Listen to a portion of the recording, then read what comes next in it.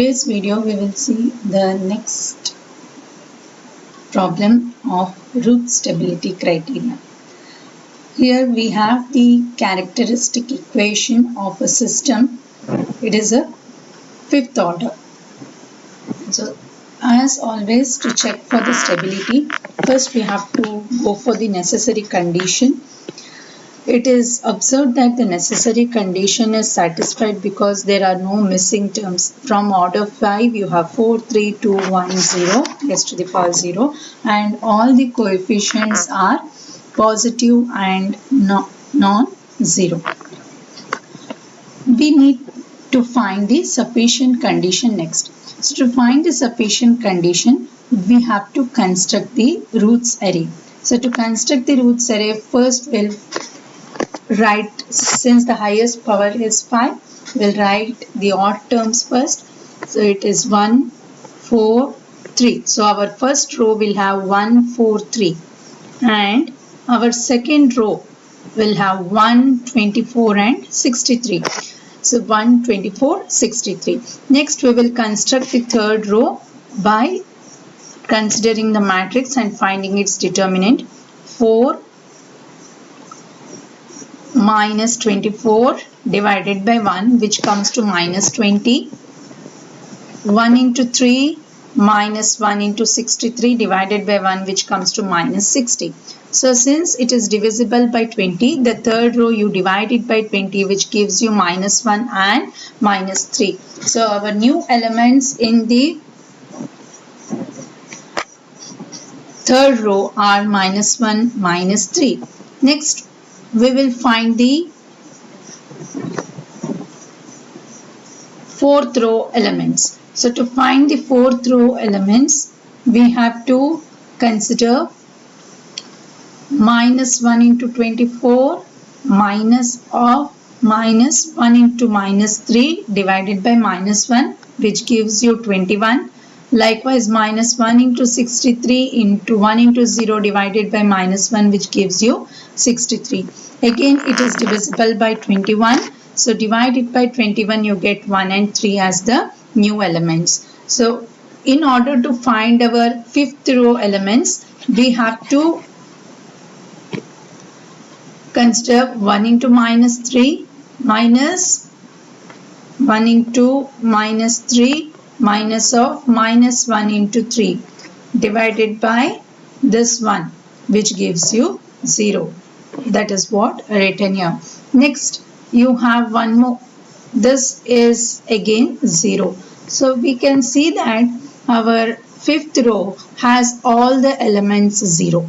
So when we consider s to the power 0, we get 3 into 0 minus 1 into 0 divided by 0. Anything divided by 0 goes to infinity. Therefore, this is a special case, one more special case of roots array. So how are we going to find the stability of the system in this case?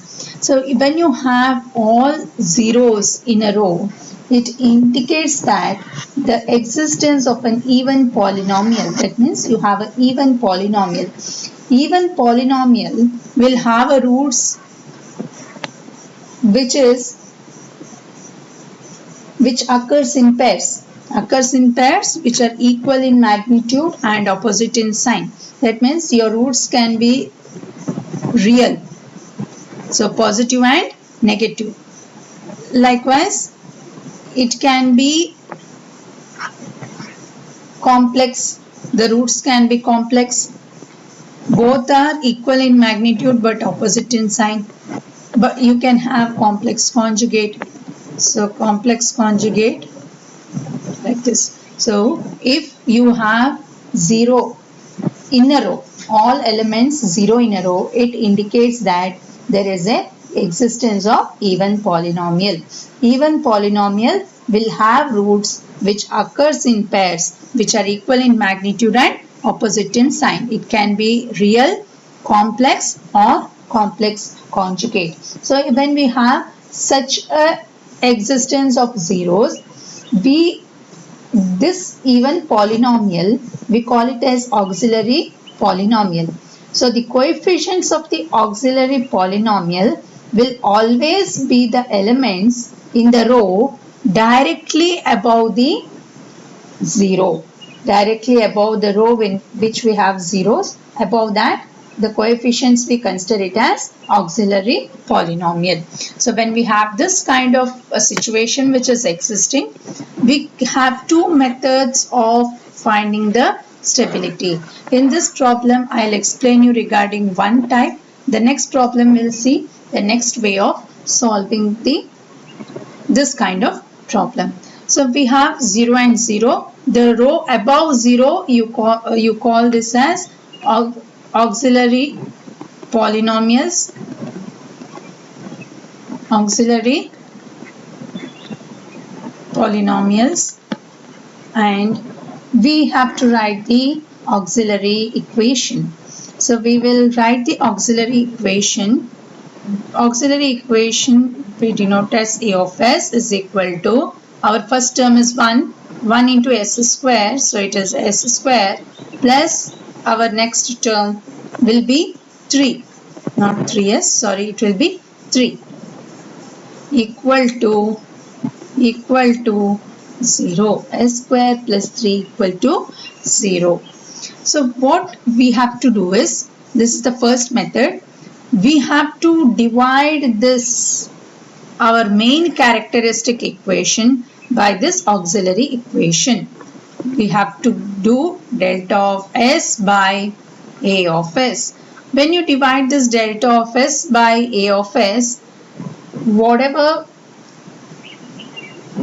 coefficient we are going to get is, will get the quotient as s cube plus s square plus s plus 21. We need to divide the main characteristic equation by the auxiliary equation. So now we have obtained this.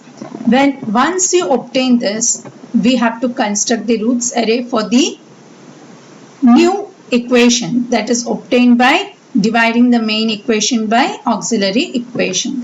So we have to construct the roots array for this. So we'll again follow the same steps. So our highest power is 3. So we have coefficient as 1. Next is s coefficient, which is 1. The next row is s square. Its coefficient is 1. Next is 21. So again we construct the roots array. 1 into 1 minus 21 by 1, which is minus 20, 0, and next likewise you get 21. So if you observe here, you have two sign changes. This from positive to negative, from negative to positive. It indicates that there are two roots in the right half of the S plane. Therefore, the system is unstable. Okay, the system is unstable. So since the order is 5, obviously you should have 5 roots. One more root you can find it from the auxiliary equation. That is, we have our auxiliary equation as A of s is equal to s square plus 3 equal to 0. S square plus 3 equal to 0, which we can find the roots as s is equal to plus or minus j root 3. S is equal to plus or minus j root 3. These are the imaginary axis conjugate pair of roots. So two roots right in the right half of the S plane. Two roots are imaginary. The other root we have to find it using the trial and error method.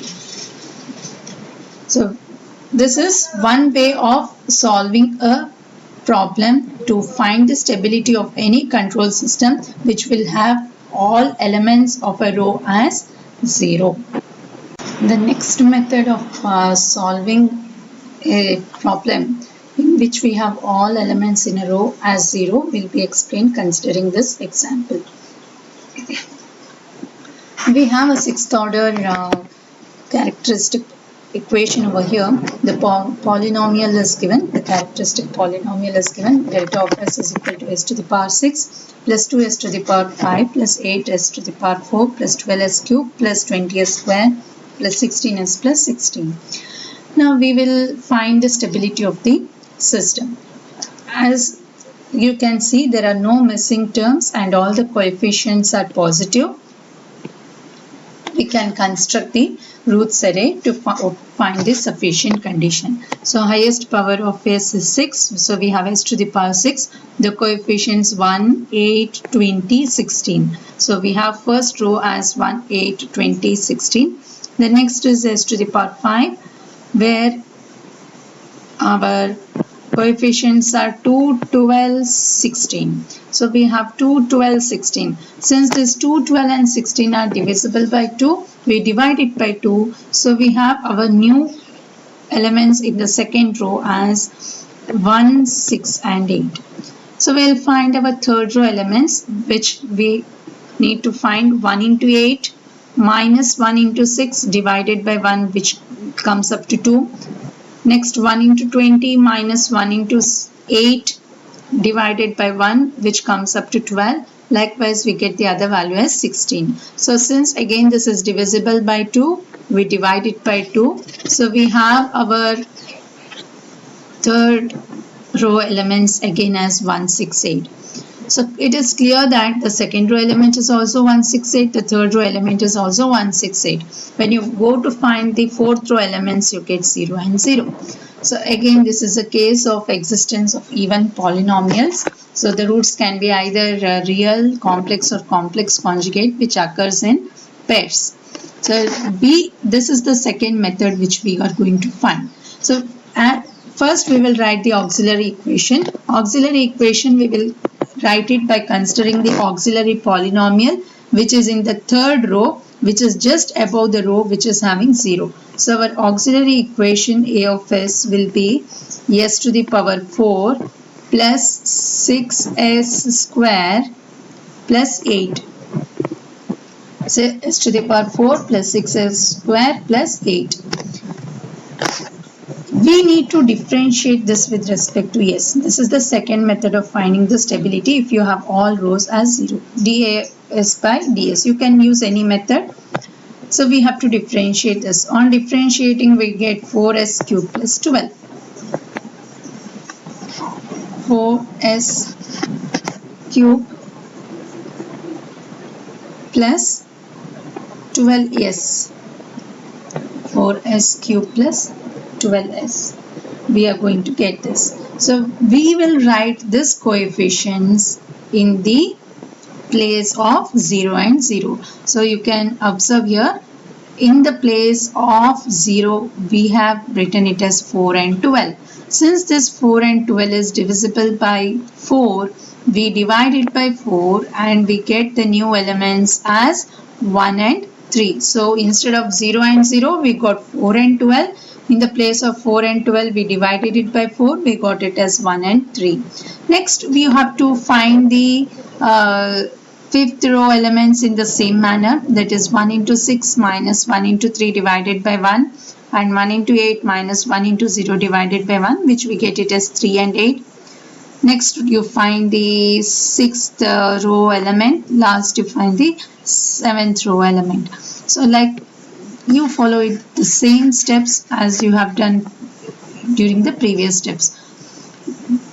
Now you observe the first column.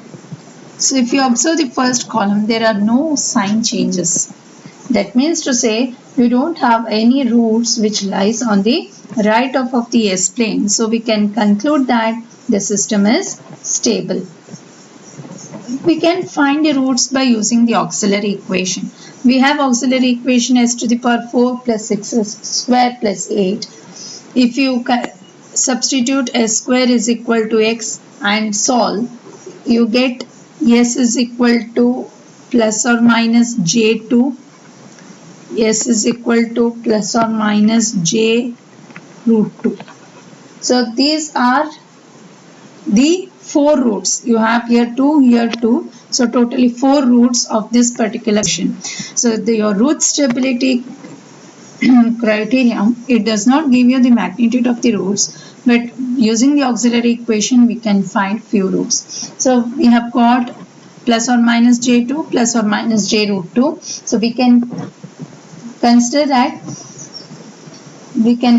the oscillation frequency as root 2 radians per second and 2 radians per second, and we can say that the system is marginally stable. It is not unstable, it is not absolutely stable, it is marginally stable because you have the roots which lies on the imaginary axis.